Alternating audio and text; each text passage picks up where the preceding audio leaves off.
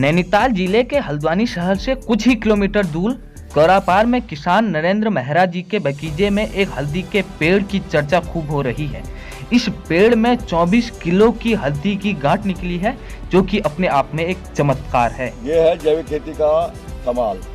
देखिए हल्दी के एक पौधे से कितने किलो की गांठ बनी हुई है, ये देखने का। जबकि मैंने कुछ गांठें इसकी निकाल के थोड़ा आगे किनारे की निकाल दी है, जिसको अलग से रखा गया।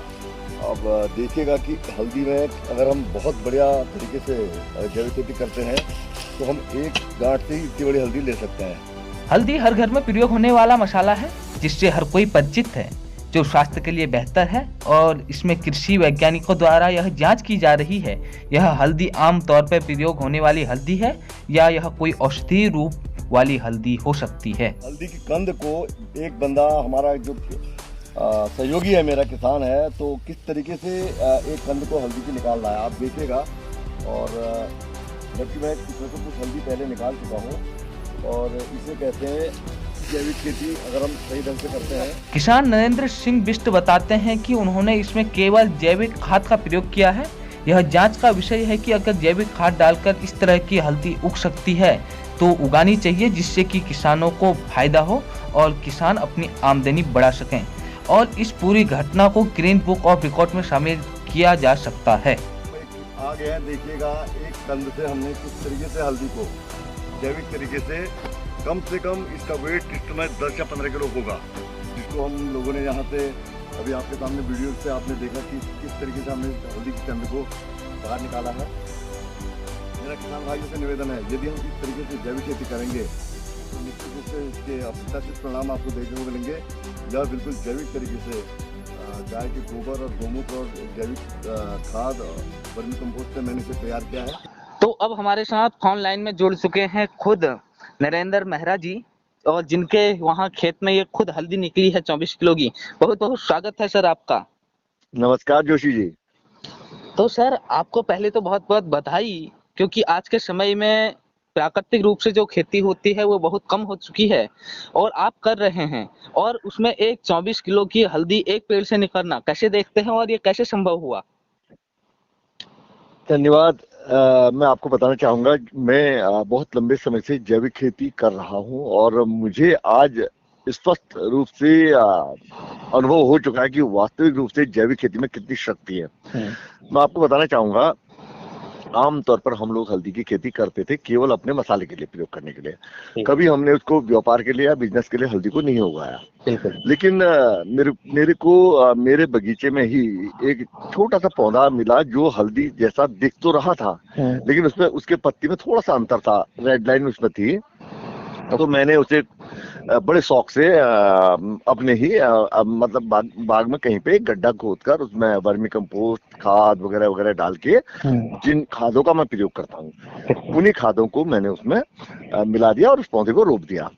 अब धीरे धीरे पौधा बढ़ता रहा और जहाँ पे भी उसको पानी की जरूरत पड़ती थी तो मेरे पास अन्य अन्य चीजें ड्रमों में बनी हुई रहती थी। मैं उनको तरल बनाए रहता हूँ, जैसे वेस्ट डिकम्पोजर है और 10 पानी घोल है, कुणाब जल है, कई कई किस्म के हम लोग लिक्विड तैयार रखते हैं। उन लिक्विडों को पानी की जगह में उसे देता रहा और धीरे धीरे वो अपना पौधा कम से कम उसने एक कंद से उसने 4 कलियां ले ली और वो चार के रूप में बदल गया।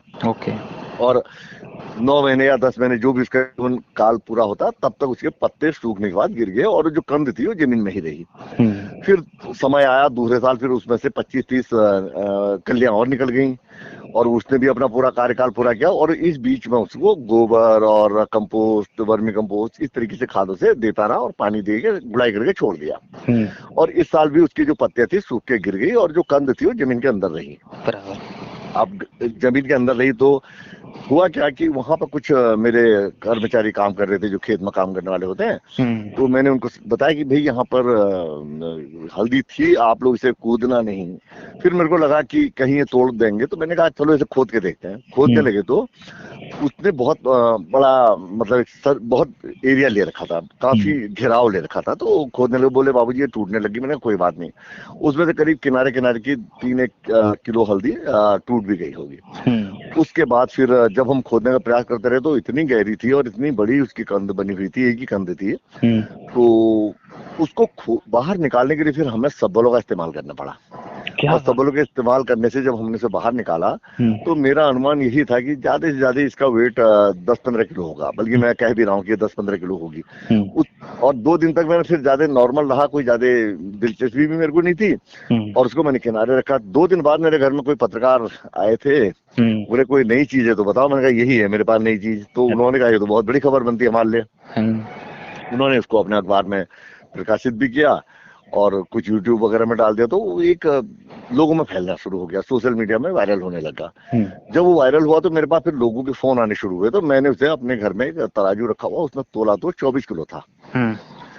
तब मुझे पता चला कि 24 किलो का वेट है। तो एक आश्चर्यजनक बात भी है और अचंभित करने वाली बात है। फिर मैंने कुछ वैज्ञानिकों से बात की, पद्मनगर यूनिवर्सिटी के अधिकारी वैज्ञानिकों से बात की, और साथ साथ अपने विभाग के जो हॉर्टिकल्चर डिपार्टमेंट के हेड ऑफ दी डिस्ट्रिक्ट हैं नरेंद्र कुमार जी, उनको भी ये सूचना दी कि ऐसा मेरे वहां हुआ है, आप चाहें तो इसे देख सकते हैं। और इसके मतलब इसके कारणों की जानकारी के लिए वैज्ञानिक तथ्यों का होना बहुत जरूरी है। आप चाहें, आप अधिकारी इसकी जांच करवाने का प्रयास करें। यही मैंने पद्मनगर यूनिवर्सिटी का उनसे भी कहा, वैज्ञानिकों से। तो चलिए जो भी होगा आगे होगा, लेकिन आज भी मैं मतलब अचंभित भी हूँ, और मैं सोचता हूँ कि कहीं ना कहीं यदि हम जैविक खादों का या जैविक तरीके से इस तरीके से कंद वाले फसलें उगाएंगे तो कहीं ना कहीं उसका फायदा किसानों को जरूर होगा। और मैं किसानों से यही कहना चाहूंगा कि हमें जैविक खेती की और प्राकृतिक खेती की ओर लौटना चाहिए, जो हमारे स्वास्थ्य के लिए भी बहुत स्वास्थ्य के लिए भी लाभदायक होगा, साथ साथ आर्थिक रूप से भी हमें मजबूती प्रदान करेगा। बिल्कुल बिल्कुल महाराज जी, न्यूज़ तो बड़ी बनती है क्योंकि जैविक प्रकार से खेती आजकल बहुत कम हो गई है।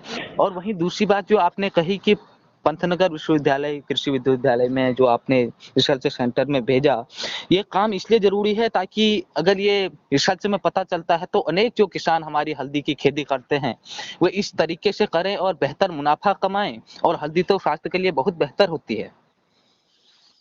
जी, मैं भी यही मानता हूँ कि हल्दी मसाले के साथ साथ हमारे लिए एक बहुत बड़ा मेडिसिन प्लांट भी है।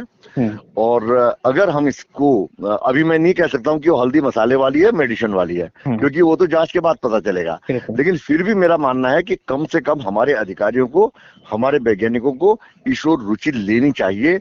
यदि कोई औषधि के रूप में निकल के आती है तो हो सकता है कि हमारे आने वाले समय के लिए, किसानों के लिए आय का एक बहुत बड़ा मजबूत स्रोत बन सकता है। बिल्कुल सही बात। तो महाराज जी, हम आपसे जानना चाहते हैं कि आप इसमें कहाँ हैं और ये किस क्षेत्र में? उत्तराखंड की जो मिट्टी है वो तो सारी उपजाऊ है, लेकिन आप ये कहाँ से बात कर रहे हैं? भाई साहब, मैं इस समय हूँ हल्द्वानी विकास खंड के गांव देवला मल्ला, जो कि गोलापार क्षेत्र में पड़ता है। और हल्द्वानी शहर से मात्र 4.5 किलोमीटर दूरी पर मेरा निवास है, और मैं वहीं पर काफी समय से ऑर्गेनिक खेती कर रहा हूँ। अच्छा, तो सर जो ये हल्दी निकली है ये एक ही पेड़ था और आपको ने इसको पूरे खेत में नहीं लगाया था? नहीं सर, ये मैंने एक शौक से, जैसे फूल का पौधा कोई लगा लेता है ना, इसी तरीके से एक नई वो पौधा अलग है, हल्दी से बिल्कुल हट के है। उसके पत्तियों में एक अलग किस्म का निशान बना हुआ है। अच्छा, मैं बताऊं, तो इस समय वो हल्दी कहाँ है सर? थोड़ा आपके पास है या पूरी रिसर्च के लिए गई है? नहीं, रिसर्च के लिए अभी कोई ले नहीं गया है। हल्दी मैंने सुरक्षित अपने पास रखी हुई है। अच्छा, ये अलग बात है कि उसमें से कुछ हल्दी उठ गई है, क्योंकि वहीं पर रखी हुई थी। मेरे घर में आने जाने वाले की बहुत भीड़ रहती है, तो पता नहीं किसी ने उसमें से कुछ हल्दी ले ली है। और लेकिन मेरे को उसका कोई बुरा भी नहीं लगा, अगर कोई ले भी गया तो कोई बात नहीं। नहीं बिल्कुल। लेकिन हल्दी सुरक्षित मैंने अपने पास रखी हुई है। और मेरी बॉटनी के जो हेड ऑफ द डिपार्टमेंट कभी नैनीताल डीएसपी कॉलेज में हमारे रहे थे, तो उनसे भी मेरी बातचीत चल रही है। मेरा मानना, मैं यही चाहता हूं कि उसकी कहीं ना कहीं बॉटनिकल जांच होनी चाहिए। बिल्कुल, कि आखिर वो क्या चीज है। अगर वो औषधि है तो भी अच्छा है, और मैं मानता हूं वह औषधि ही होगी, क्योंकि जहर तो हल्दी हो ही नहीं सकती है। बिल्कुल ना, वो औषधि होगी। हो सकता है जो सामान्य हल्दी हम इस्तेमाल करते हैं उससे कई गुना अच्छी निकल जाए, ऐसा भी हो सकता है। तो अब ये तो बाकी विषय रिसर्च का विषय है, रिसर्च में क्या निकल के आता है। बहुत अच्छी बात है, मैं खुश हूँ कि हाँ, एक बात मैं और बताऊं, मेरे को जो गिनीज बुक ऑफ रिकॉर्ड्स है वहां से भी एक फोन आ चुका है। वो कह रहे हैं कि अगर आपके डिपार्टमेंट के लोग इसको साबित कर दे कि वास्तव में हमने इसको इस रूप में देख लिया है या इस रूप में हम देख रहे हैं, तो हम इसको भी रिकॉर्ड के रूप में लेंगे। और अभी तक भारत तो बहुत दूर की बात है, विश्व में भी कहीं पर भी हल्दी के एक कंद से इतनी ज्यादा मात्रा में हल्दी कहीं पैदा नहीं हुई है। बिल्कुल। तो इसके लिए आपको बधाई कि आपके खेत में ये औषधि या हल्दी जो भी कहें हम इसको ये निकली है और आपने हमारे साथ बात की, और उम्मीद करते हैं वैज्ञानिक जो भी कृषि से जुड़े हुए हैं इस पे ध्यान अवश्य देंगे और बेहतर होगा, किसानों के लिए बेहतर होगी। आय दुगनी करने की सरकार बात करती है, तो अगर अच्छी फसल पहाड़ों में या जो उत्तराखंड में होगी तो वाकई में किसानों की आय दुगनी होगी। तो बहुत बहुत धन्यवाद मेहरा जी आपका हमसे बात करने के लिए। आपका भी बहुत बहुत धन्यवाद जोशी जी, और जल्द ही किसी दूसरे विषय के लिए भी आपसे मिलेंगे। बिल्कुल, बहुत बहुत धन्यवाद। Thank you sir.